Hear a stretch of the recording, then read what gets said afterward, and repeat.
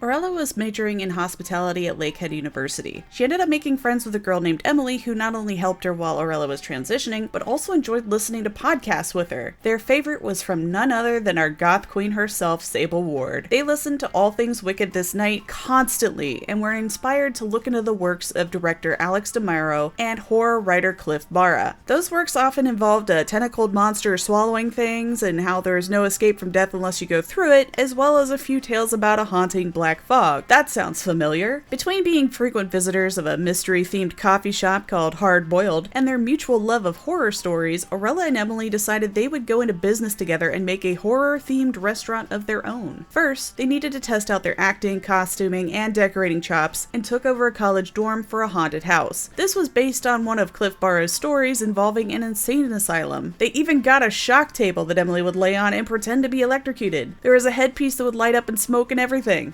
Unfortunately, when a wire frayed, something else lit up and started smoking, and Orela watched in horror as her best friend DC'd in the game of life. After that, Orela switched to being an EMT. She still held on to the dream that she had with Emily, but she just couldn't shake that feeling of helplessness that she felt when she lost her bestie. It turned out that Orela was a natural at saving people and even managed to restart the heart of a man that ended up being a billionaire. That man financed Orela's dream, and she opened up Screams in the Dark. Orela didn't want to give up her work as an EMT, so she ended up only opening the place once a month or so she could still keep doing donuts in the ambulance. Soon, Orela made a boo-boo. There was a story from Cliff Barra that was rumored to be cursed and summons a black fog that steals you away. She must have stopped listening to All Things Wicked This Night podcast since Sable hosted it and Michaela had also been scooped up while reading a story about a black fog. So obviously, Orela read the cursed script, and when night rolled around, so did said black fog. She yelled for help but didn't hear anything initially. Then she heard some screaming, and she thought, that's pretty strange. Then she heard herself screaming from multiple directions, which was even stranger. She just stood there, staring at the fog and pondering this conundrum until the entity pulled out the ace up its sleeve. Emily was now screaming for her. Orela immediately took off into the fog. After all, the only escape from death is to go through it.